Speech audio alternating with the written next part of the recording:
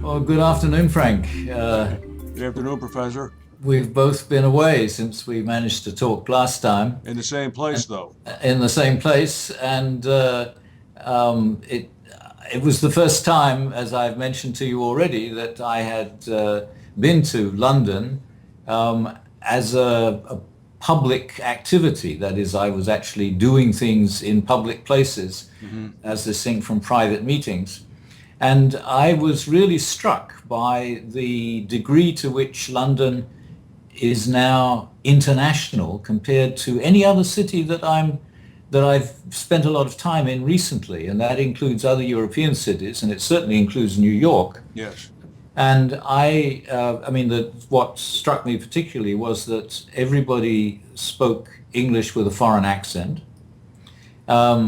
and were obviously from a lot of different parts of the world. But everything that everybody did was English. I Yeah. mean, was not dealing with foreign behavior at all. No, no. Everything worked in a absolutely English way. And because of the global approach that we've developed, the first thing I began to think was we should compare this with Singapore and Shanghai and various other places that are well known as global cities, and start to see whether actually what's happening in London is characteristic of global cities. Because I think, and I'm going to talk to my research group about this later, it seems one of the things that I found puzzling in trying to understand globalization is trying to work out what the world is going to be like when there's no longer any cultural divisions, which are spatial divisions. Hmm. Hmm. Because obviously we're not going to be culturally homogeneous, but even though we're culturally heterogeneous, we're all going to be interacting with each other. I think that's a very interesting observation. I felt the same thing, and often do when I'm there. For example, on Thursday, early in the morning, I walked through Holland Park and encountered a group of exclusively Polish construction workers who were renovating probably a £2 million house with the back facing the park. I then encountered a Chinese lady who responded to my directions when I asked her where the duck pond was, who then subsequently came up to the duck pond as I was feeding the ducks with bread from the previous night dinner, which had been served to me by a woman from Spain that was in a restaurant owned by an Italian. And you're exactly right.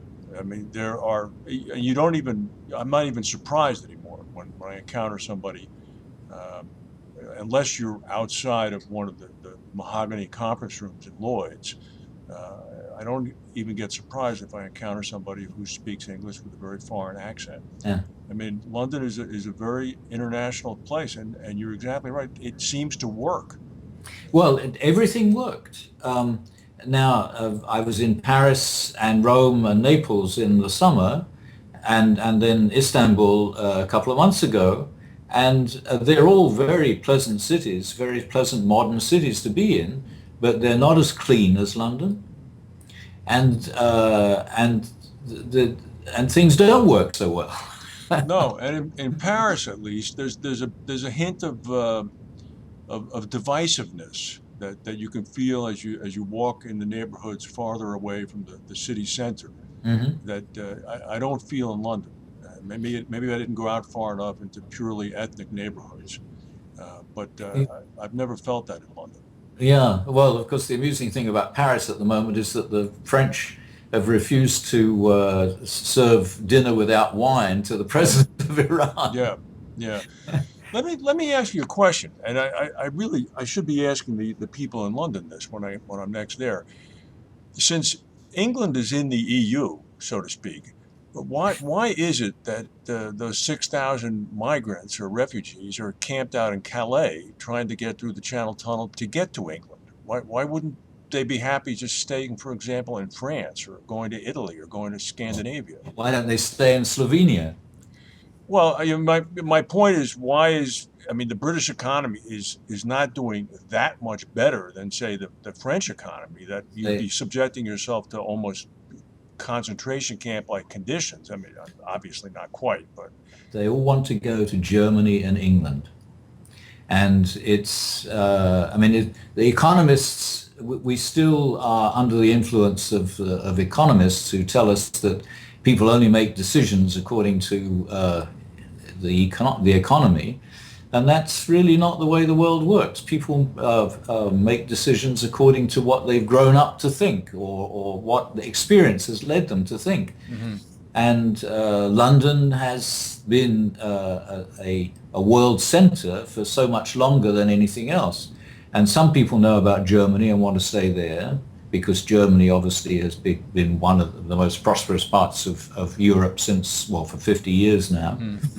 But I think in order to understand what you and I experienced in London last week, one has to take into account the fact that London was the central city of of the most far-flung empire in recent history, or history generally, and so it has a much bigger reputation than anything else. So it's the legend of Dick Whittington is Yes, global. yes. Isn't that interesting? So Yeah, almost culturally or anthropologically, I mean, this has been passed down. It's almost historically, genetically embedded in people's thoughts. Like, if I can get to London, yeah. very interesting. And it's not just London because they don't all stay in London. No, They they go to don't. parts of England. They do. They, And England has tremendous difficulties keeping up with London. mm-hmm, And mm-hmm. London, which is circumscribed by the green belt, although they're not worrying about green belts anymore, but still the history of the last few decades has circumscribed its development. But it's really southeast England, which is the urban centre. And there's obviously a lot of discontent in England, which is fueling this drive to get out of the European Union, because there's more inequality in England probably than in other parts of Europe, simply because London has been so successful and the rest of the country hasn't kept up with it. But you notice that the Chinese president went to Manchester, I did see that. and there's an increasing effort in England to invest in the northern cities, Hmm. which may correct some of this. Well, I think that whatever the British are doing in London is something that should be looked at in a urban prototype for other cities, because I don't think it's extant, for example, in New York City, although I don't think the internationalism is anywhere near as close to London. Well, one of the things that we've been showing in our course on globalization is a map of travel in the world at the moment, and where the most frequented routes are. And the route between New York and London is a thicker line than any other airline route anywhere. But the main routes are all between global cities, or Hmm. cities that you would recognize as global. Hmm. And so one could list a hierarchy of global cities. Hmm. And what we now need, I think, is a comparative study of society in the centers of these global cities, and which to give us an idea of what the quality of social change is that's bringing modern populations from the culturally distinct lives that we were aware of in the 20th century into the global society driven by urbanization in the 21st century. Well, I'll throw you a softball. Um, what's happening then, obviously, is that the urban areas are way ahead of the curve insofar as adjusting to the globalization aspects of the increasing movement of people and increasing arrival of people from different cultures. How will this affect non-urban areas in the future? They're all moving into cities. That's exactly right. That's And exactly right. I don't have the figures in my head at the moment, but the figures for China are absolutely amazing. They are. I've seen Uh, them. how the increase in the number of cities in China, and of course, over half the Chinese population is already urban, Mm-hmm. and despite the way anything in China gets represented in Western media, especially American media, in fact, it's quite amazing what the Chinese government is achieving. Because they seem to be have a good idea of they've got a plan, which is not just a 5-year plan. It's a longer term plan of developing in terms of urban areas with a food supply. Right, right. Well, I mean, not in any way to minimize those very core, huge challenges that they face, but what would happen to them, for example, if they began to have swarms of Slovenians or Lebanese or Sudanese beginning to move into Shanghai? Well, that's a very interesting question, and of course, the Japanese have been very resistant Oh, to yes.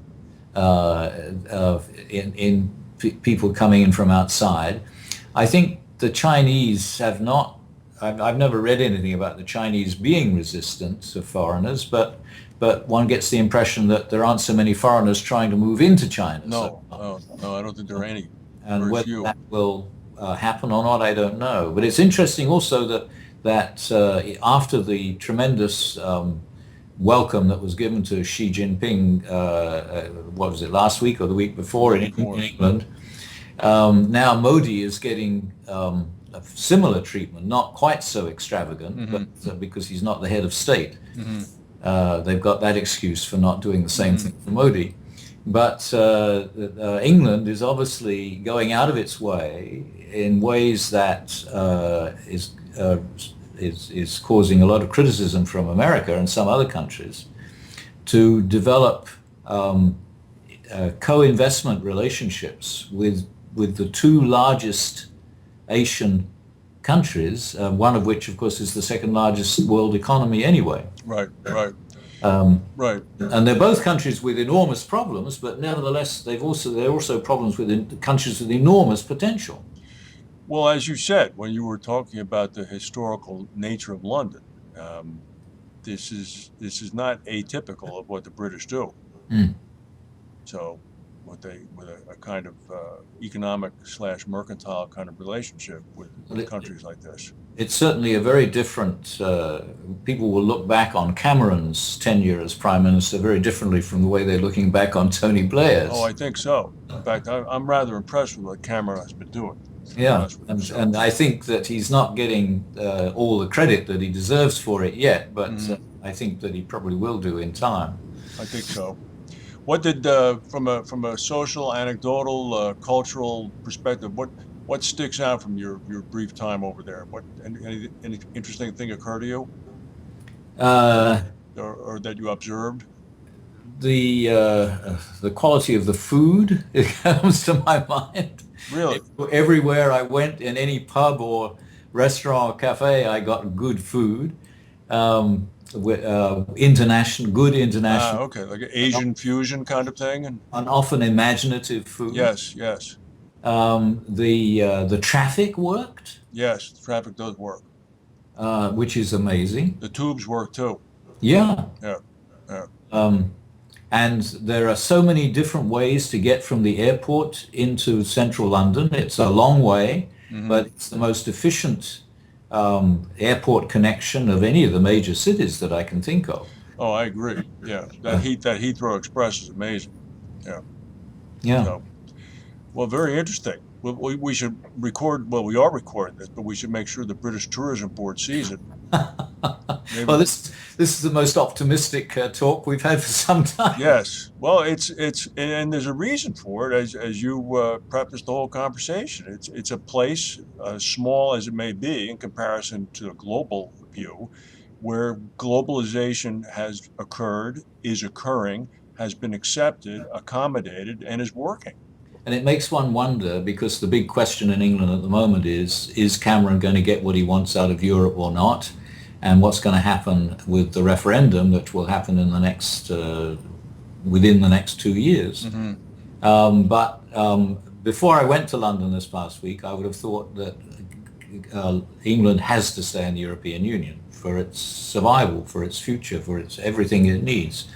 But then after my experience last week, I begin to think, well, but it's doing better than any other city I've seen in Europe. Yeah, yeah, Maybe Europe needs England, which of course Merkel, I think, thinks it does. yeah, yeah. I think there's a lot to be learned. I mean, and historically, as you know, Albion has always used its island status to remain just far enough apart so that it could join when it needed to or wanted to. So, But it's very interesting to see that geographical location has a very different meaning from what it used to have. uh, And one of my colleagues, nearly 20 years ago, coined a new term, translocality, to talk about this sort of thing. And it's not spread too much yet, but a lot of people are beginning to use it. And the idea is that location is something you can identify quantitatively, mhm. with, latitude and longitude.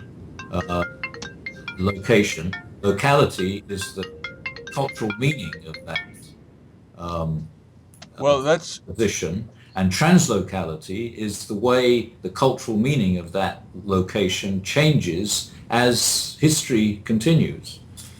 And I think that's what we're seeing in the modern world. The way we think about the relationship between different places keeps changing. well. On that note, plus the fact that I have to answer that phone call, unfortunately, we should probably wrap up until next week. Okay. All right. Thank you, Professor. Yes, see All you right. next week. Okay. Bye. Bye.